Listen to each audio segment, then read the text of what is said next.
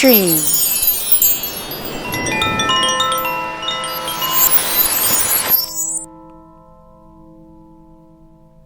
We are dreamed into existence. What we do with that dream is up to us. This is Stream. I am Jessica DiRuzza, and I share with you my stream of consciousness. You may find Stream on my blog at trustpsyche.com and on my YouTube channel, Jessica DiRuzza. Please take what serves you and leave the rest. Let us begin. How we dream is as important as what we dream, for the what of the dream knows itself through the how.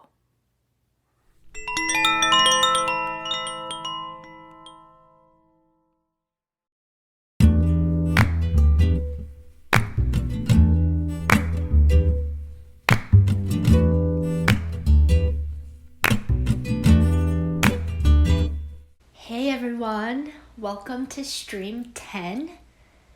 Today is April 21st, 2019. Happy Easter, happy Resurrection Day, happy Earth Day, happy 420, happy Bicycle Day, and happy Love Day.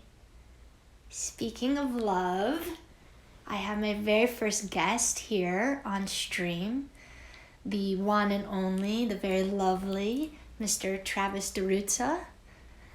And we are here to do a continuation of Stream 9, where we're going to be talking about love and relationships and astrology, specifically focusing on Synastry and Composite Charts and the metaphysics of relationship or a relational spirituality. So welcome to Stream, Travis. Thank you, Jessica. I'm so happy to be here with you. Oh, I'm so happy to be here with you. We've been having these amazing conversations for the past 6 years that we've been hanging out together. And I think it's very fitting that today, when the moon is at 0 Sagittarius right now, as it is, that we're coming together to have a really awesome philosophical, metaphysical, and cosmological conversation about connection and what that really looks like and what that means when we're working with astrology. I love it. Moon and Sagittarius. We're talking about relationship and philosophy and metaphysics and what's behind all that. Some of the ways we can think about that and understand it in relationship to astrology. And it's really fitting for our synastry, our two birth charts together, because as we talked about, or I talked about in the last stream, our Venus-Uranus conjunction. You're born with Uranus at 1 degree Sagittarius, and I'm born with Venus at 0 degrees Sagittarius. So we have a really tight Venus-Uranus conjunction. And then, of course, in your natal chart, you're born with Venus opposite Uranus. Your Venus is at 26 Taurus opposite Uranus. And right now, the moon in the sky is exactly on that part of our chart, which also happens to be the placement of the sun at our, what we call our 0 anniversary, right? What day is that? November 22nd? 21st? Well, we chose for it to be at midnight because we like the cusp of it. We're bridging the days. Yeah, we were bridging the days. We kind of, I think we like to get multiple bangs for our buck. So we're like, okay, let's have it the 0 anniversary of our relationship be when the sun moves from Scorpio to Sag. And this is related to something we'll be talking about a little bit later, kind of extending our notion of time to, I've been calling it a smeared time, that so often in astrology we think about these snapshot moments in time, and we can neglect some of the before and the after of that snapshot moment. And if we start thinking about time as duration, as something a little bit longer than that snapshot, we can see what's happening before and what's happening after. And really we can see how the relationships between moments in time will give us a little thicker, more robust notion of what's happening in a moment in astrology, and expanding the single moment, the single autonomous moment all by itself to actually be a moment that's in relationship with all the moments before and after it. And so in this discussion of relationship, we'll also be opening up our notion of time to think about how relationship can play itself out between moments in time. And I want to say a little bit about that, but I also want to definitely give you a big plug right here, which is for the month of May of 2019, you're going to be the featured astrologer on Trust Psyche's platforms, and you're going to be sharing your different astrological work from essays that you've written, and you're also going to be hosting the next live stream after I go on May 5th talking about Saturn Pluto. So I hope you all join us for that on Sunday, May 5th at 2 p.m. Eastern Time. You can catch us live on Facebook, and you can also catch us live on YouTube. But if you want to come and ask questions live, just go to trustpsyche.com/livestream, and you can register there to get a Zoom link that we'll send to you. And we really invite you to come and ask us questions. But on Sunday, I believe it's June 2nd, whatever that first Sunday of the month is, Travis is going to be hosting the live stream and talking more about this idea of time, and also sharing his work with his dissertation, which you're currently finishing writing right now. You're doing your PhD in the philosophy, cosmology, and consciousness program at CIS, which is where we met. And later on, I'd love for you to share a little bit about that. But I want to jump back into what you're saying here about this understanding of time and its relationship to a metaphysics of relationship, because essentially what you're doing is you're asking us to change our understanding of time metaphysically. And this is important, bringing us out of the secular age, because we view ourselves still as so separate and atomistic, so isolated, because the majority of human consciousness is still in that secular, atomistic, individualistic age. A lot of our understanding of time also naturally comes out of that worldview. And when you're talking about us moving into this deeper participatory relational worldview, you're saying actually we need to shift our understanding of time, and this is really important astrologically, that we actually need to see that the birth chart isn't really a snapshot. That's not really an accurate description of what's going on there. Yeah, I think in terms of the birth chart itself, we can really get a lot more information about the placements that we're seeing in the birth chart by understanding what was happening in the motions of the planets before and after that moment. One real straightforward example is thinking about retrograde motion. If something just went retrograde or just went direct, days before or days after you were born, that says something about the sort of where that planet was in its cycle of time, where it was in its energy. And this also has very concrete ramifications on your progressions. You'll see that retrograde or direct motion played out significantly. But even beyond thinking about progressions, if Jupiter is in a moment where it's stationing, that's a lot different than a moment when it's moving really quickly forward. And so understanding where in the cycles of time the planet is will give us a better understanding of the energy that's coming through that planet at that moment. I'd like to share a little bit about our story and how we came together to root this in. Do you want to say something else? Go ahead. Yeah, I thought maybe I'd just step back for a second and say, try to make the same point from the perspective just of time itself, setting aside the astrology for a moment. I'll just say a couple things to ground this. This discussion of time goes all the way back in the philosophical tradition.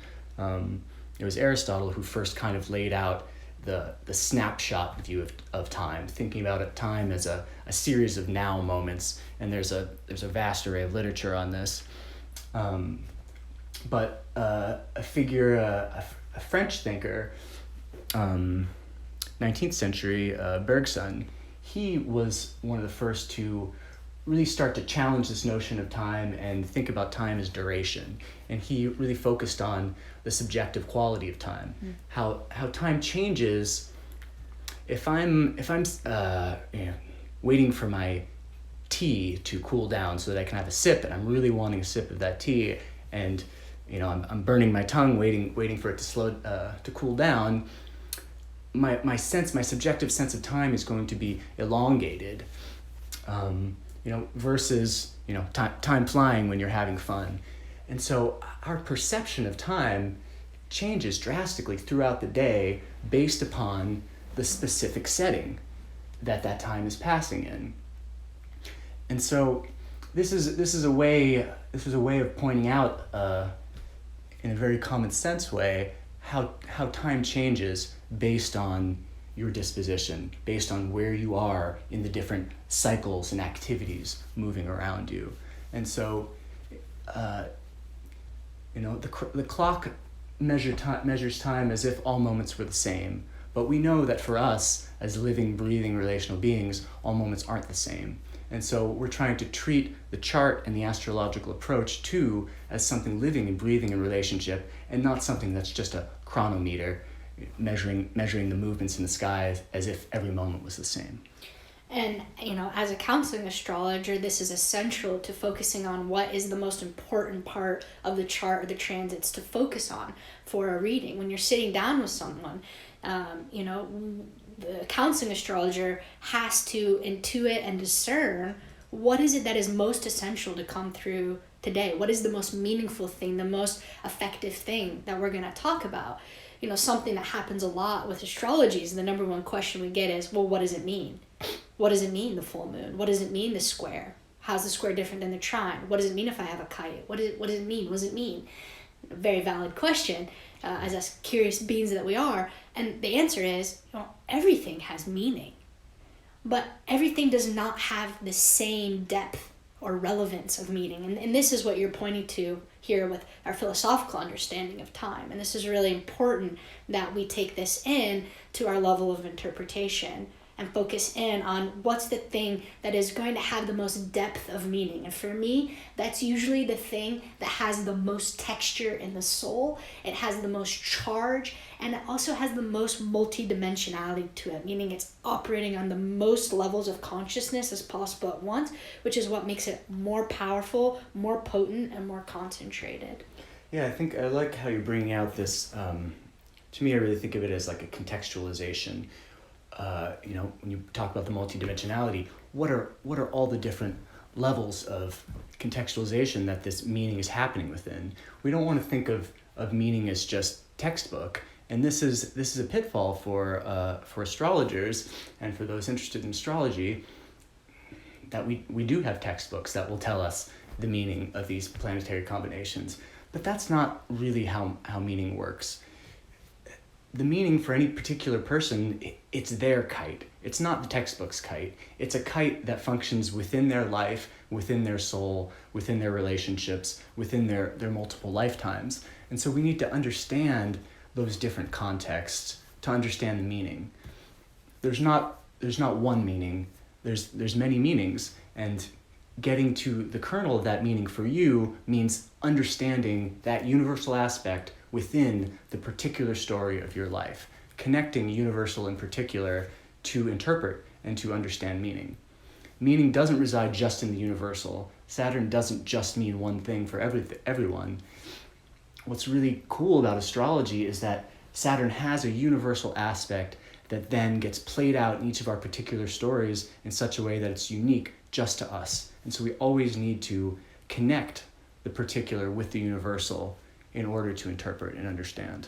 And if we look at that understanding of connecting the universal to the particular within the context of relationship, we know that that is always a two-way street. It's mutual. It goes both ways. Mm-hmm. And so we must then do the reverse of that. We must connect the particular to the universal mm-hmm. as a way for us to understand the universal from the vantage point of the particular. Yeah, and this really gets taken to the next level in relationship, because not only are we connecting the particular to the universal, but we're connecting the particular to the particular between one person and another person in light of the universal patterns that connect them. And so here the lines of connection get layered and complex in such a way that it really becomes obvious how these different connections and relationships are playing into it. And I think these insights that we gain from looking at synastry or astrology and relationship are things that we can bring back into the practice of astrology in all other areas. they're just especially on display here in relationship because the connections are so complex and multi-layered. So maybe we can start to ground this a little bit in some specific discussion about our relationship. Okay. What do you think is the best way to do that? Should we focus in on the Venus-Uranus and begin to tell our story that way, or what feels most natural to you? Yeah, that seems like a good place to start, something very specific. Okay. So in Stream 9, some of you heard me talk about Travis's and my Venus-Uranus conjunction, and I want to bring that archetypal combination or cycle of time back into this stream. And what we want to do is we want to share with you the genesis of our love story this lifetime as a way to bring together the universal and the particular in a really grounded way. And also as a demonstration of what we mean by an archetypal approach to astrology, which Travis and I have a lot more to say about that, which we'll get to in future streams. Okay, so our Venus-Uranus conjunction. How do we begin? How would you like to start this story?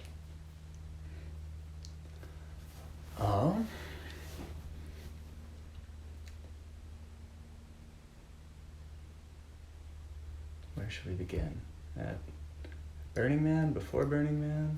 Maybe we'll just say this. I'll give a little bit of the backstory of the year before we fell in love, and then you can come in and share more of what happened when we first got together. Okay.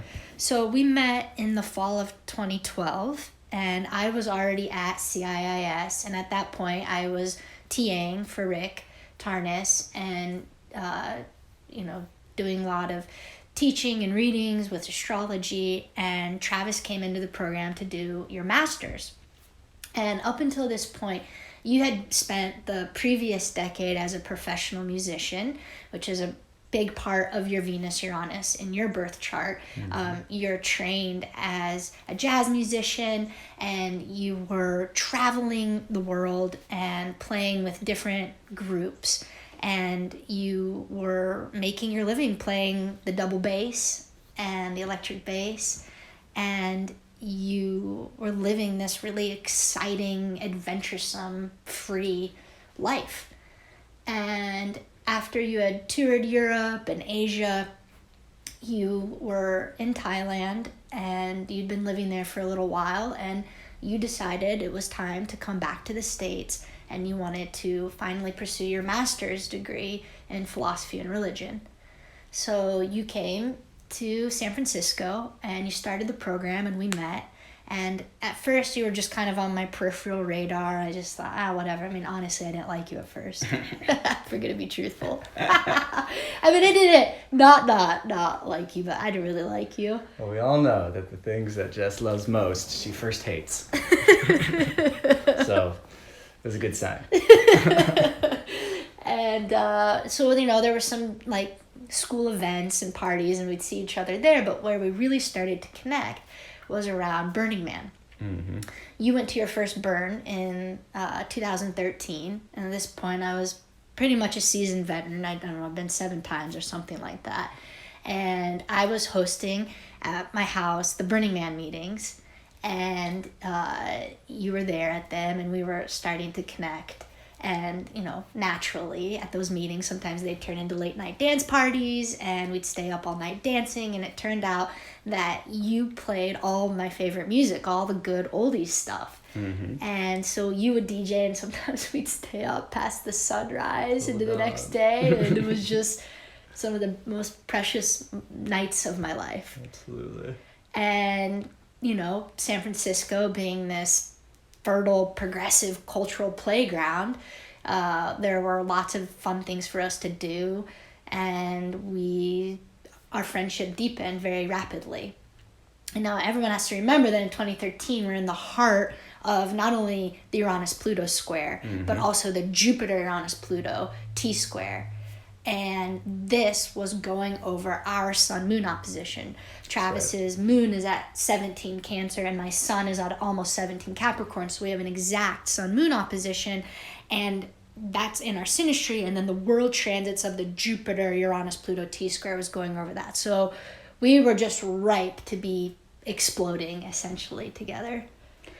Yeah, and this all really came to a head at Burning Man, and at that point, if I'm not mistaken, Venus moved into a Grand Cross with that formation, and so there's that Venus-Uranus again.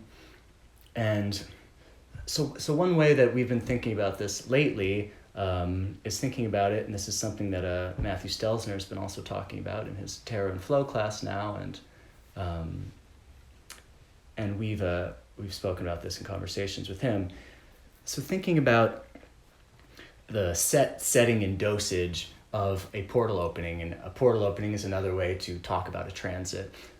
So if we're thinking about this Venus-Uranus portal that Jessica and I were both passing into under the world transits, but really that we are constantly in as an expression of our synastry. Our relationship is a Venus-Uranus portal that we're living inside of. And so what can we say about the setting and dosage of that portal? This is one way to talk about what we mean by seeing and understanding archetypally. And so I think already it's kind of apparent how everything, so many aspects of the story that Jessica just set up bear the Venus-Uranus mark.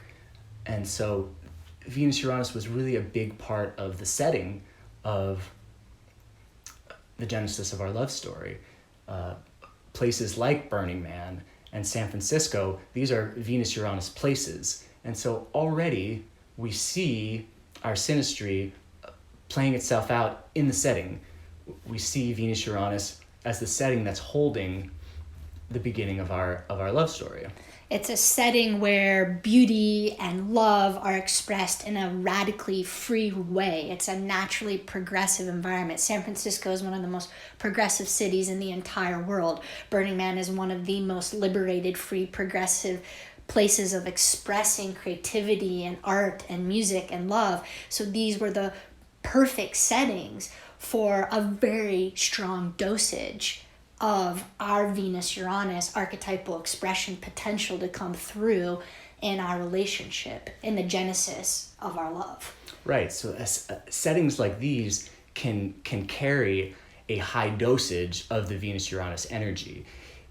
Jessica and I have this Venus-Uranus energy coming through, but if we were living in Washington, D.C., it wouldn't have been safe for such a high dosage of that energy to come through.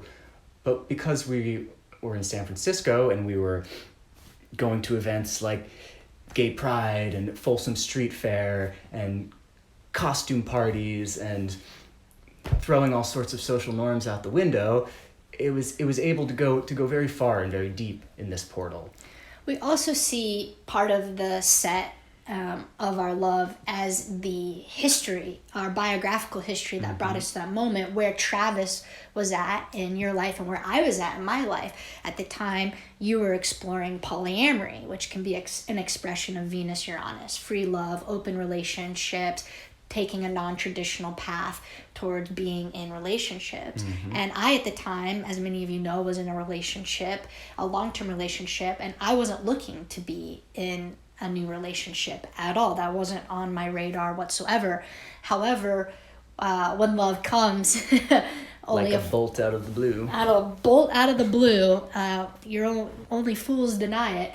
And it was unexpected. It was completely surprising on every level. And that was also a quality of Venus-Uranus, that the way we fell in love and how we fell in love was completely a surprise. It came out of nowhere, and that is often the case with Venus-Uranus.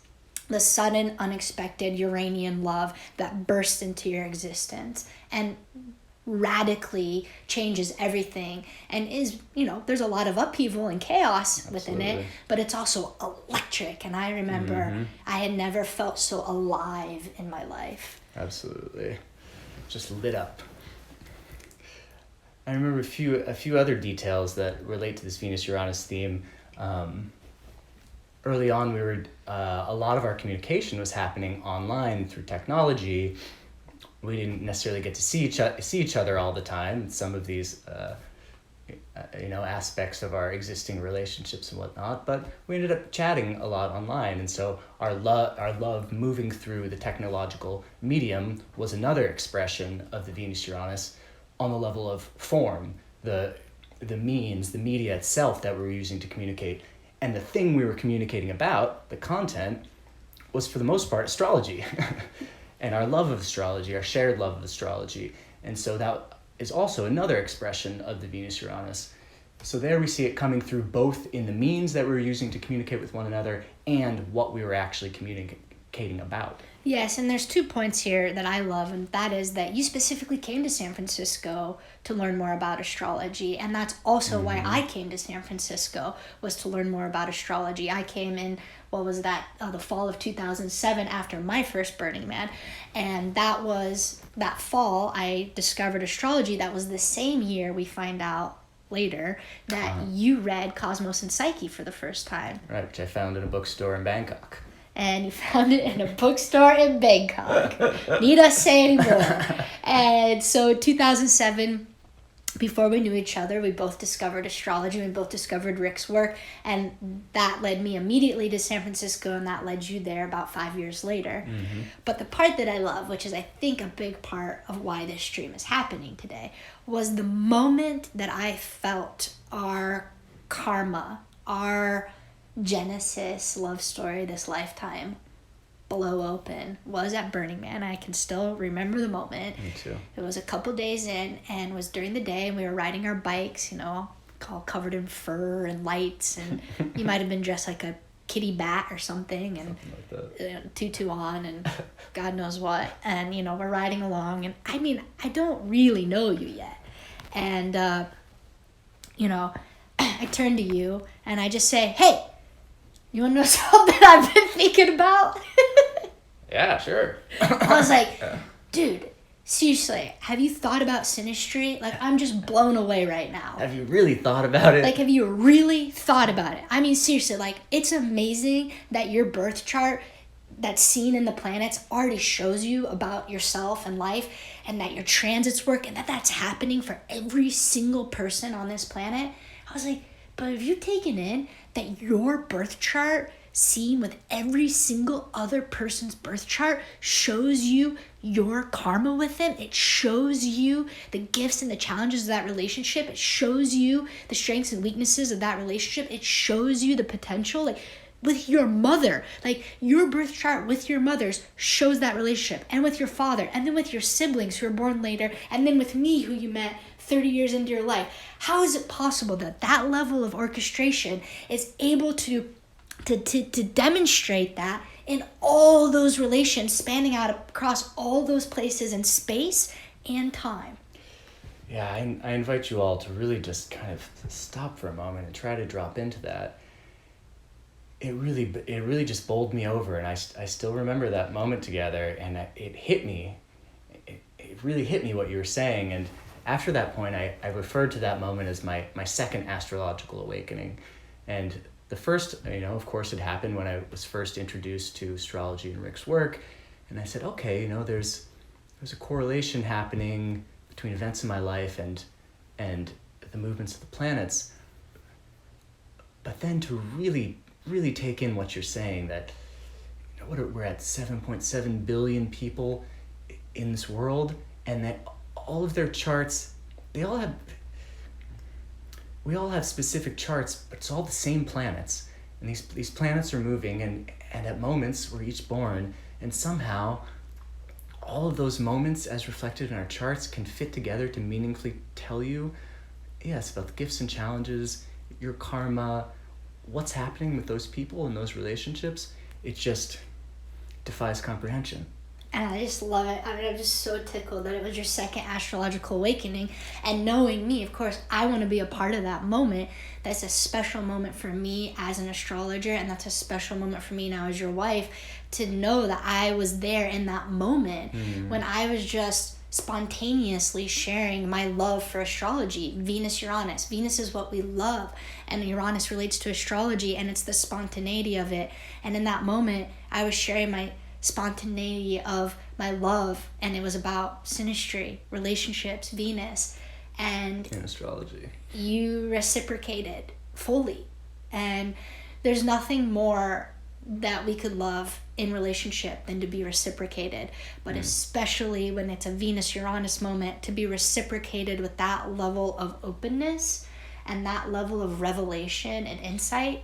And essentially, we've been unfolding a metaphysical and philosophical conversation ever since about our understanding of astrology using this form of correspondence, which is about relationship.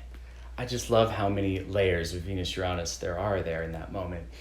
You're sharing an idea about your love of astrology, Venus-Uranus, and that specific idea has to do with synastry, relationships in astrology, Venus-Uranus, which I then meet with my love of astrology, and it brings out the Venus-Uranus that's between us in our synastry, in our shared love of astrology, and helps deepen our relationship. This is all happening under a world transit of Venus-Uranus in the sky as well. And of course, the way that your synastry is hitting my chart is lighting up my natal Venus-Uranus. And so it just seems almost overdetermined, how much Venus-Uranus energy is being lit up in this moment. And it just happens to be the genesis moment of our love. Of course it is. And look at that as far as the texture of time and the multidimensionality there. It's like, the structural poetics of it, you just named all the Venus-Uranuses that are happening in your chart, in our synastry, and in the world transit. That's the kind of astronomical take on it. And then we're talking about the potency of all of the layering that we just described, of all the different ways that Venus-Uranus is coming through in the entire gestalt of this moment. And then because our souls have been on a very long journey together, we've had many, many lifetimes together, we're ancient beings together, we're bringing a depth of time and history into that moment. Our souls are bringing a depth of time and history into that already rich textual moment. And so it's like the portal opens, and it opens full and it opens wide, and so much Venus-Uranus energy is channeled through in the genesis of our love. And I want to talk about that as well in relationship to your understanding of time here, and bringing in that sense of not looking at it as a snapshot, because that's not our first moment together. I mean, obviously we had known each other a year before, but I mean, that's not our first moment together as souls. Mm-hmm. And the birth chart shows the genesis of any relationship. It shows the set, setting, and dosage of any new relationship that we have, whether that's with our parents or our siblings or friends or lovers. It always shows that. It always shows the genesis of that relationship, of the set, setting, and dosage. But it also shows the genesis of our love in previous lifetimes. Mm-hmm. Because the current moment is always a reflection of the historical moment. And so we also see time enfolded here. And I was seeing if maybe you want to talk a little bit about that and how we understand that. Sure. Well, yeah, this is another example of broad contextualization.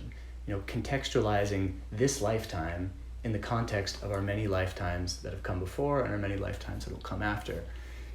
We ask ourselves the question sometimes, how did we get here? And I think a big part of understanding how we got here, what we're doing in this lifetime, is understanding what happened before. Of course, most of us don't remember those past lifetimes, but the chart and the synastry can give us insight into the archetypal dynamics that are working themselves out. Our love in this lifetime seems to be a sort of hologram of a larger arc that our souls seem to be working on and working out. This lifetime isn't isolated from past and future lifetimes, just like a single moment in time isn't isolated from the moments that come before and the moments that come after. There's a deep interconnection between all moments in time, just like there's a deep interconnection between the different spaces that are happening within a single moment, and kind of keying into this interconnection and interbeing between souls and beings moving through time is what we're trying to get at here, I think. I think that's just a really rich and deep point, to really bring in a reincarnationist perspective astrologically and understanding the birth chart and understanding the synastry. We have to realize that what that is showing is this unfoldment of time, of present, past, and future. And there is a non-locality or an alocality to it. And that, for me, is a very rich place to be, really epistemologically, as we approach our understanding of what's happening here. Yeah, I think one way we've been talking about it lately is saying that, your transits extend beyond yourself. Your transits don't just happen to you, they happen to your environment. There's a field phenomena happening around your being that extends beyond your skin. And so I think, just the Burning Man example is a great one, that there's a Venus-Uranus thing, happening in my chart, and there's a Venus-Uranus thing happening between us in our synastry, but it doesn't stop there. It extends into the whole setting that was holding us. Like, our Venus-Uranus synastry was being expressed by the entire playa. And to really take that in, that all of those people, all of that event was in some way an expression of us, not in a solipsistic way, not in a self-centered we're the only thing that matters, but we're all constantly doing that for one another. And that was also happening on different levels, different transits, different combinations with every other person on the playa. And we were also a reflection of their transits. We don't end at the edge of ourselves, but we extend beyond. And we see really cool examples of this in discussions about ecology these days. I was reading this writer, Timothy Morton, recently, and he talks about extended phenotypes. He talks about how the spider's DNA doesn't end at the edge of the spider's being. The spider's DNA is clearly expressed by the spider's web. So what is the spider? Does the spider end where the spider ends? Or does the spider extend into the spider's web? The spider seems to go beyond itself. In a similar way, we could say that the beaver exists also in the beaver's dam. The beaver has an effect upon what is around it. And where you draw the line between the beaver and its environment kind of just depends how closely you're looking, at what resolution you're zooming in or you're zooming out. And I think we see something similar happening with transits. They don't end at the edges of our being, but they mix with everything in the field around us. And it sort of depends how closely we're looking when we make judgments of where our transits end and another person's begin. Yeah, for me, that just gets really into the heart of the ontology or the nature of what is relationships. What is a relationship? What does it mean to be in one? How does it work? Where do you begin and the other person ends? And that turns out not a very clear distinction. Definitely not as clear as we would maybe like or hope to think that it is. Yes. And I think it's this same thought that we're trying to bring to the practice of astrology when we talk about a systems view of astrology. Where does one archetype end and the other begin? And I think in a way, it's almost like the structure of the cosmos almost does us a disservice by the archetypes seeming so separate as they're correlated to these separate planets in the sky. It seems like Jupiter's just Jupiter and it has, nothing to do with Saturn that's over here, and those are clearly distinguishable. And they are, but we find that in the chart, if we try to approach the chart that way and say, well, what is Jupiter doing in this chart? and we isolate it too much from everything else in the chart, we're going to lose the system's view, and we're not really going to understand the whole gestalt of the chart. And so in the same way, we need to understand all of those heavenly bodies in relationship to one another to have a clear view of what's going on. A similar phenomena seems to be going on in relationship here around us on the terrestrial realm. And we have the same tendency to think of ourselves as autonomous, skin-encapsulated egos, and to not realize how much we extend beyond our skin and how much we are implicated within one another. I don't know why, it just reminds me of this moment. It was one of the last months when we were living in Berkeley. We lived in San Francisco in the beginning, and then we moved to Berkeley for the last 2 years that we were in the Bay. And then I think we had like a house party or something, which we love to host, which you can also see with our Venus Uranus. We love to host dance parties, and Travis is an awesome DJ, costume parties and all that good stuff.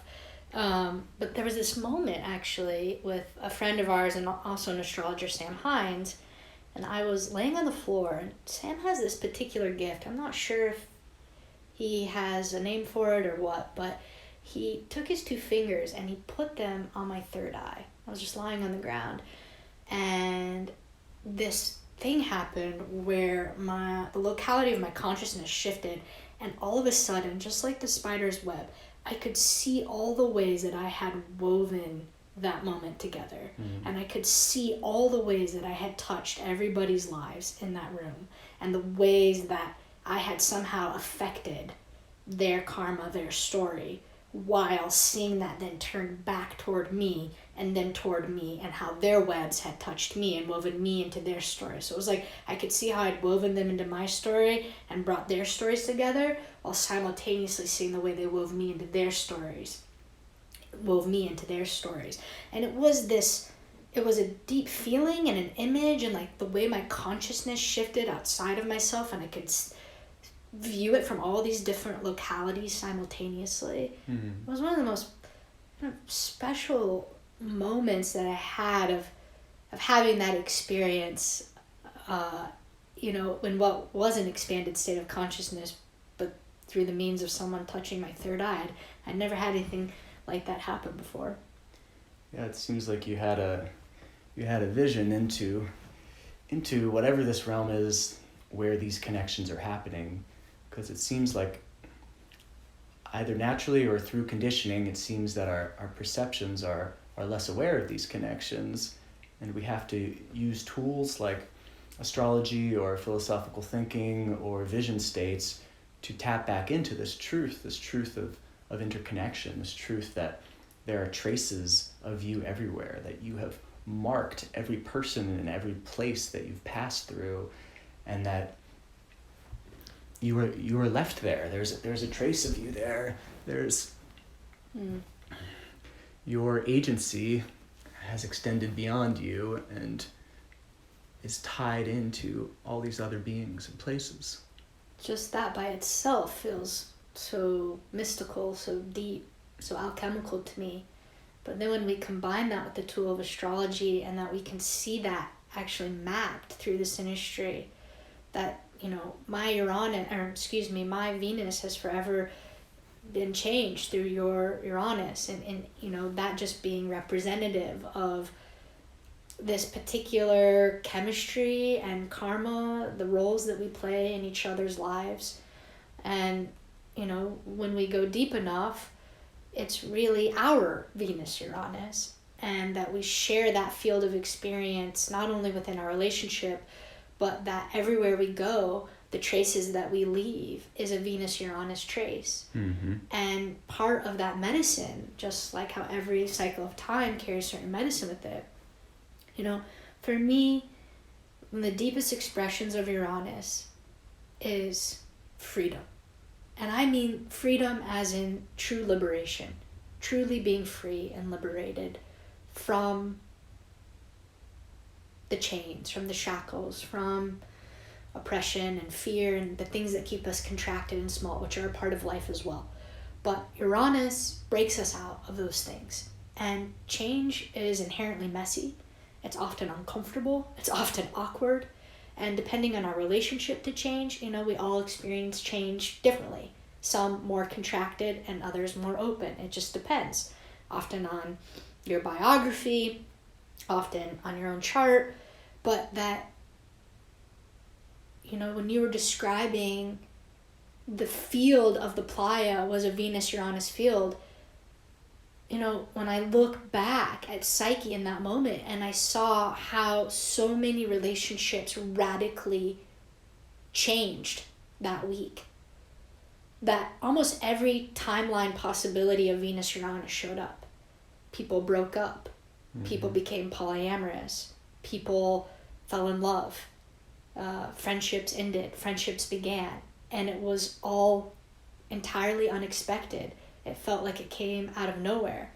But the ultimate aim or telos of it was a deeper freedom. Even if that freedom came in the form of a breakup, even if that freedom came in the form of chaos and upheaval or excitement, newness, new beginnings, ultimately that's what that led to. But the expressions of it and the different timelines of it were as varied as that cycle of time is into itself. And so within every cycle of time, like Venus-Uranus, just as it's multidimensional, multivalent, you know, it's multi-timelined. And a lot of that has to do with, I believe, both our destiny and also our participation, the choices that we make on what level of dosage we're going to get on in riding out that wave of that archetypal timeline. Yeah, I like this piece you're bringing in about participation. It seems like that was a very important moment for us and for our relationship on that timeline. Of course, while we're talking about all this, I like to think of counterfactuals. You know, what about some other people who were there, who were in a relationship, who didn't have a strong Venus-Uranus aspect in their synastry? Maybe they had some other something else that was strong. And you have to think that maybe for those people, it was a different setting under different world transits that might have been a key moment for them. We really see with the layering of the archetypal weather that it was happening in the world transits, it was happening in our personal transits, and it was happening in our synastry and in my birth chart. When we see all that layering happening, it's pointing to, and this is a key moment, and that was a key moment for us, and I think it was really a choice point in terms of the different timelines that were possible, and it was an opportunity for us to get on a different timeline. And I think it was because we went so deep with it, because we accepted the high dosage that was coming through, that we moved ourselves onto a radically different timeline than we might have been on if we hadn't participated so fully. Absolutely. And, you know, I feel like in the deepest part of my soul, like it wasn't a choice, like, you know, but however, it was a choice for my ego, and it was a choice for my conscious self. And I made one of the easiest and best decisions of my life and one of the hardest, most painful decisions of my life. It was that decision to leave my relationship and radically upheaval my life, whatever that word is. You know, it was extremely disruptive, not only for me, but for everyone around us. And that's another expression of Venus-Uranus, you know, that level of disruption. And for me, it was an extreme risk. It led to this uprooting, this upheaval in a community that I had just become a part of.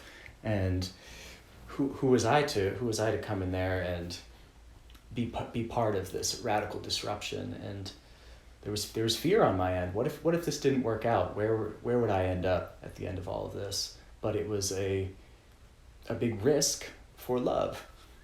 I like that expression of the Venus-Uranus. It was a big risk for love. I mean, we put it all on the line, and we surrendered completely. And there were many moments we thought we were absolutely insane and crazy. But the feeling that I had deep in my being, I just knew I'd been waiting my whole life for that moment. And that if I were to say no, I would have been a fool for eternity. And, you know, I'm too old for that shit. You know? So I'll take the immediate pain and disruption for a lifetime of joy and exploration and discovery with you. True love is not the kind of thing you turn down. Don't ever turn it down. So, in our remaining time here together, I'm seeing if we want to make any comments here about composite charts, and then if there's anything else that you feel you'd like to share. I was just thinking, when you look at our composite chart, so again, the composite chart is the midpoint of the synastry. So the midpoint of the sun and the sun, the moon and the moon, all the way out to Pluto. The midpoint of the synastry, the composite chart. And the composite chart shows the relationship itself. It's like the relationship has its own chart. That's the composite chart.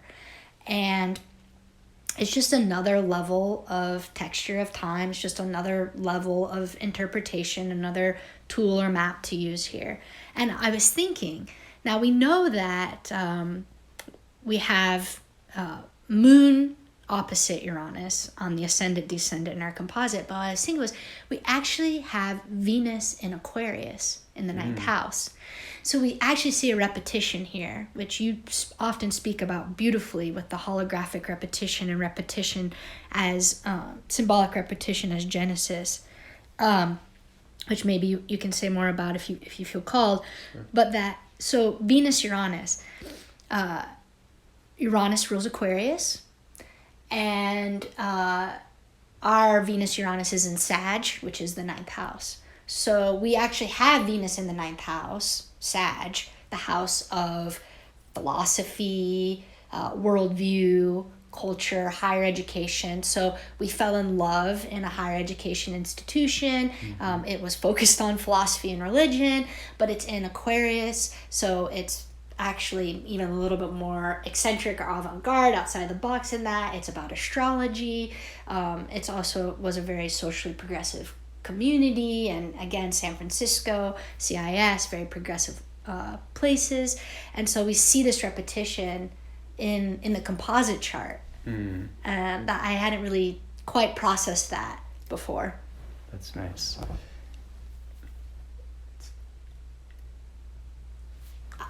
I also love the fact of just the deep philosophical roots of our connection. Like the setting was obviously within a philosophy program, and the form of most of our conversations have been philosophical, but now here we are doing another expression of it by philosophically and metaphysically talking about the nature of synastry and relationship and what's happening there.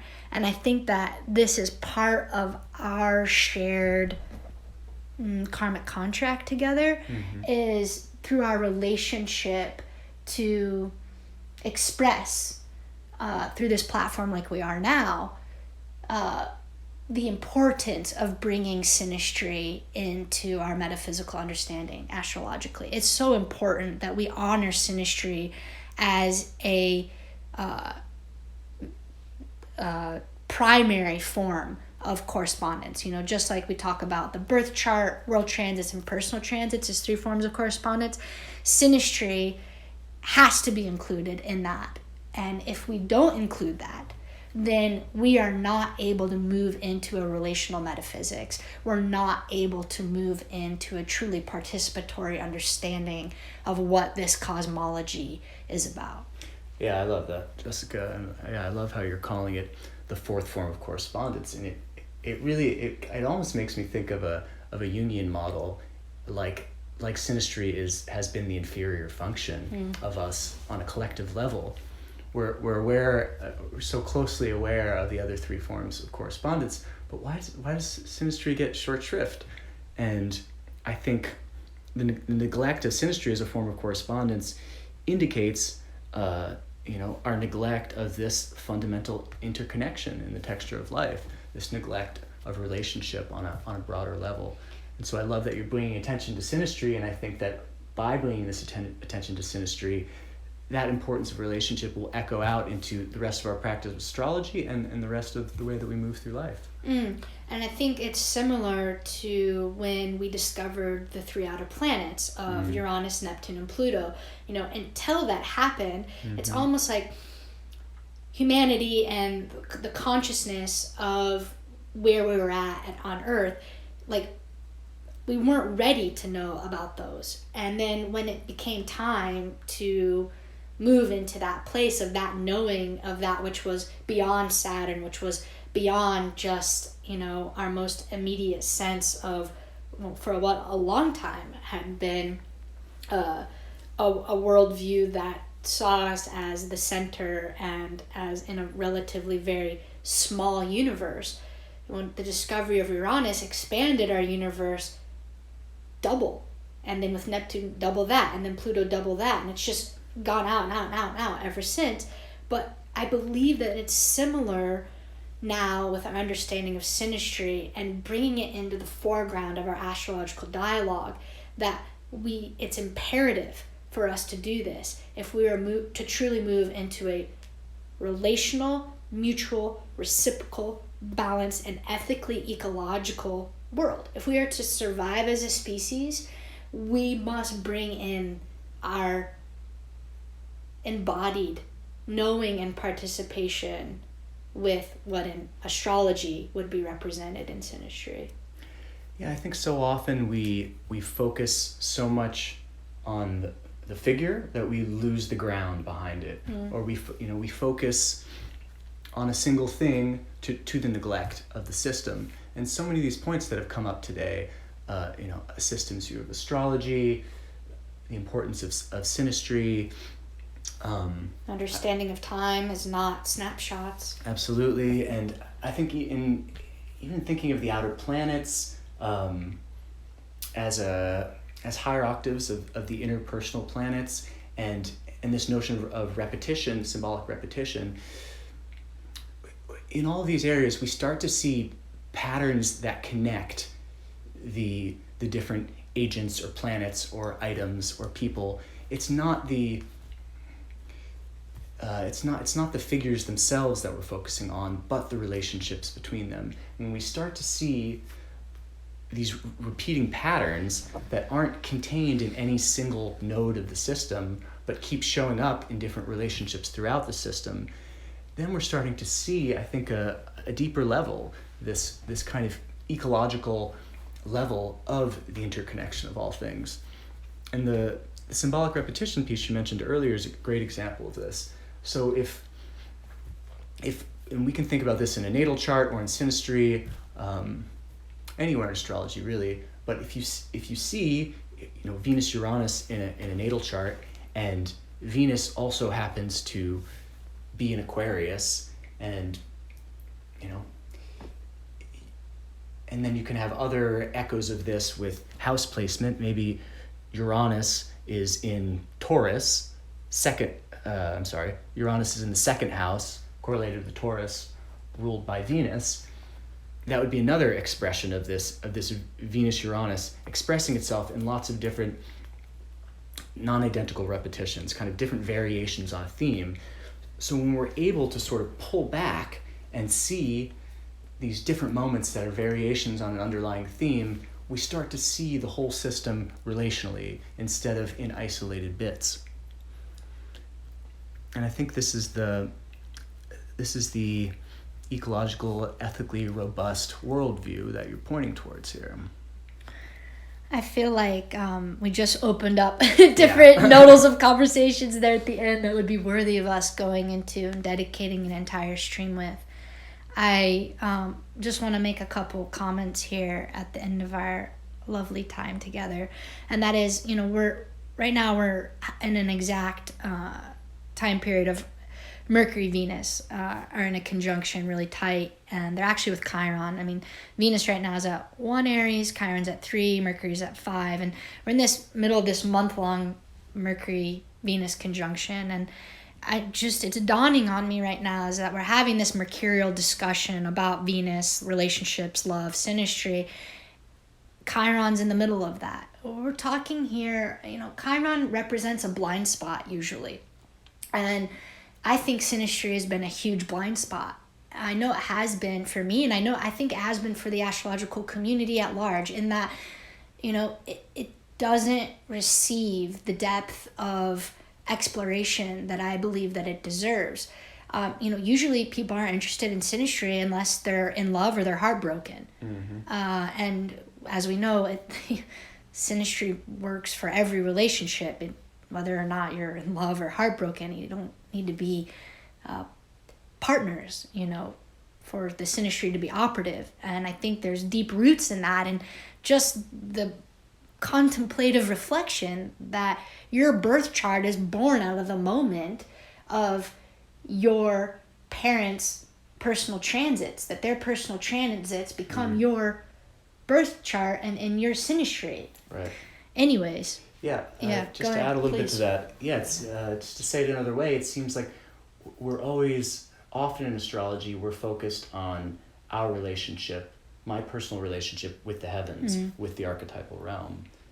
And yes, that's an extremely important relationship. But what about my relationship with all the others, with all the other people and all the other things? And this is, again, the ecological piece. What we're really facing right now is a crisis of relationship, a crisis of how we relate to one another's and how we relate to the more than human world, to animals and plants and all the creatures that we cohabitate this earth with. And it's an important, this is all an important point for our moment, because this is the catastrophe and the crisis that we face, our ability to relate to all the others. Yes, our relationship with the heavens is important, but it's not going to save this earth. We need to focus on our relationship with all those other beings around us if we're going to get through this moment in time. Mm-hmm. Very beautiful put. I'd love to have you back on here and share your dissertation work, which is focused on this very notion that you're talking about here at the end. Your dissertation's about participation, and when you described it to me the other day when we were on the beach, it just blew me away. I think you're contributing something wholly original to our understanding of participation and the way that you connected it the other day to astrology and the archetypes. So I would love for you to come back here many more times and for us to continue this conversation. It's just been deeply pleasurable and healing for me for you to come onto stream and share the stream with me. I'm so happy to be here with you, Jessica, and I look forward to coming back on. And just on the subject of time that we were ending on, I'll just mention that during the month of May, after Jess's webinar, I'll be making some posts in the Facebook community relating some of these ideas about time, which for the moment I'm planning on speaking about when I host the live stream on June 2nd. So I hope you'll join us there and tune into some of the ideas about time that'll be percolating running up to that. I hope all of you will give a very warm welcome and gratitude to Travis DiRuzza, who is the newest team member of Trust Psyche and my partner in all realms and all ways. It's such an honor for you to be here with me. I'm a better person because of you, and I'm so excited for your vision and your voice and your ideas to be coming forward and alchemically interweaving with me and everyone else listening here today. I'm so blessed to be your partner. Thank you for welcoming me into this world with you. I love you. I love you. Thank you so much, everybody. We always appreciate your comments and your likes and your shares. We're a grassroots organization, a mom and pop astrological visionary team, and it's through all of you that our tendrils spud out into the world. So thank you so much for being here and for sharing us with you and for you with us. We will see you next time.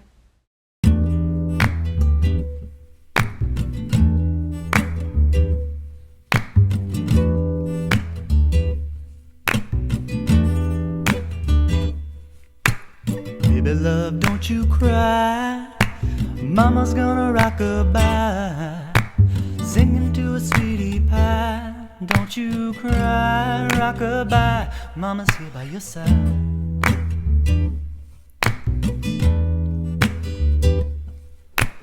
Baby love, don't you cry. Mama's gonna rock-a-bye, singing to a sweetie pie. Don't you cry, rock-a-bye, mama's here by your side.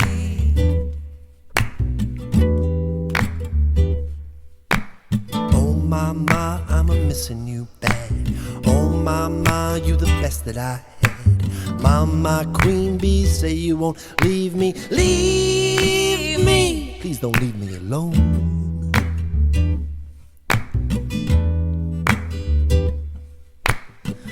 Boy, boy, I'm a-holding you tight.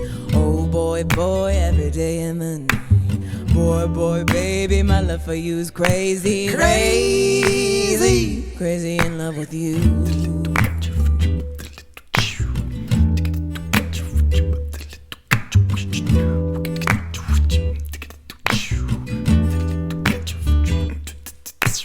Baby love, don't you cry. Mama's gonna rock-a-bye, singing to a sweetie pie. Don't you cry, rock-a-bye, mama's here by your side.